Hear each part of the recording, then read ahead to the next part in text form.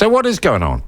Who's running it? And what are they protesting? We are joined now from, gosh, and I get confused about this, the leader of Vision New Zealand Party and spokesperson for Freedoms New Zealand, I think, Hannah Tamaki, who, of course, is the wife of self-styled Bishop Brian Tamaki. Hannah, welcome back. Did I get that right? Hey. Yeah, but I'm not actually the spokesman for Freedoms, but that's okay. But I love the self-styling. Don't we all do that every day? Actually, I must go and check my self-styling this morning. Okay. Here's a self-styled bishop. He's not like part of an organised religion. I'm just saying. Yeah, I know. Hey, Okay. Sean, I hear what you're saying. You're complaining about the government and how they're not helping you. The whole thing is about a whole lot of other New Zealanders saying... Just hang on. Well, back up the bus here, sister. What exactly are you protesting about, please? Well, we want change. You know, Sean, we're all fed up. Well, hey, there's a lot of us fed up. Not everybody, because there are a lot of woke people. But from they change from one party to the next, and we get the same old thing happening. So is this a political rally protest? This is a rally to say, firstly, we don't want the our nation to be handled and controlled by outsourcing it to a whole lot of other international people. Okay.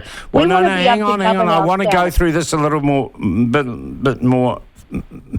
What is it in specific? What meeting or conference are you protesting? Well, there was going to be a meeting held at Parliament with the latest Sir Ashley Bloomfield. And okay, now I understand this was a meeting organised by the United Nations Association of New Zealand, which is a charitable trust. And as far as, and they're coming on the program at 8:30, okay, they are not associated with the government. But what's Ashley Bloomfield doing? And it was going to be held... Because he's resigned from the Parliament. Ministry of Health. He's not part of the government either, Hannah. Sean, it was going to be held in Parliament. Yeah, a lot of people can hold things at Parliament, and I'm going to ask about that. But Hannah, there was no one at Parliament. There was all the MPs are out campaigning. Oh, are they? I saw a few of them at the airport coming back down to Wellington yesterday on the same flight. Okay, well, Parliament is not in session.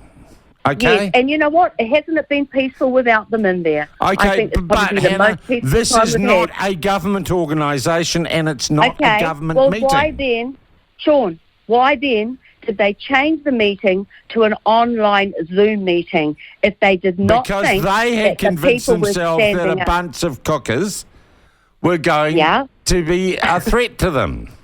Well, guess what? We're not interested in camping there. We didn't camp there. We're not interested in it. And I think last year in August, we had a protest.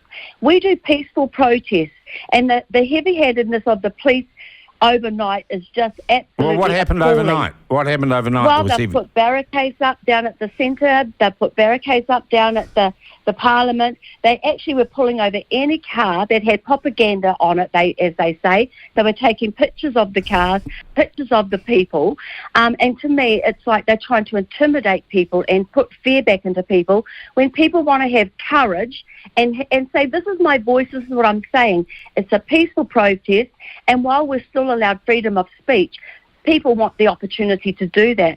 But they also invited Wellingtonians to take pictures of the protesters if they saw anything, basically to dob in their mates. It was a little bit Stasi. Exactly, and that's what they started, and Jacinda just started during the lockdown. But the thing is, guess what? We're going to be taking pictures too, because if there's people that are infiltrating to cause trouble, their pictures are going to go all up over media. Might I add that no one has found evidence of any police infiltration at the parliamentary protest that caused all the kerfuffle, right? No one's found any evidence that they said on... No. Okay. Now, have they talked to you, the police? Hannah, have the police talked to your people? Yes, they have.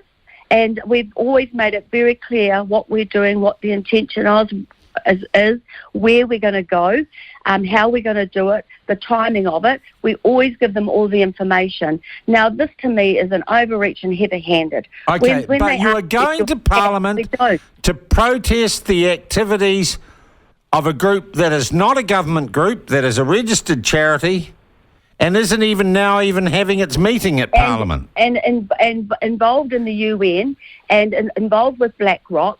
And the thing hang on. How is it involved? There or not. They say they're not. You show me the proof that they're involved with BlackRock. I think there's actually been a few articles written up now where they called us. No, Hannah, you made the claim. You back it up. How is the United Nations Association of New Zealand associated with BlackRock? Well, the president of the World Health and the president. And what's their name? The president of the BlackRock. World Health Oh, Organisation. gosh, you know what? I don't know, but anyway. You don't know? Okay, well, I do know, but I've just got to get it. I've got so many names in my head, but they all link up, Sean. How? The thing Could is, you they show link me up. the evidence that they all link up, please? The president of one organisation is the president of another one, of BlackRock. And what's their name? And the whole thing is... What's that person's name?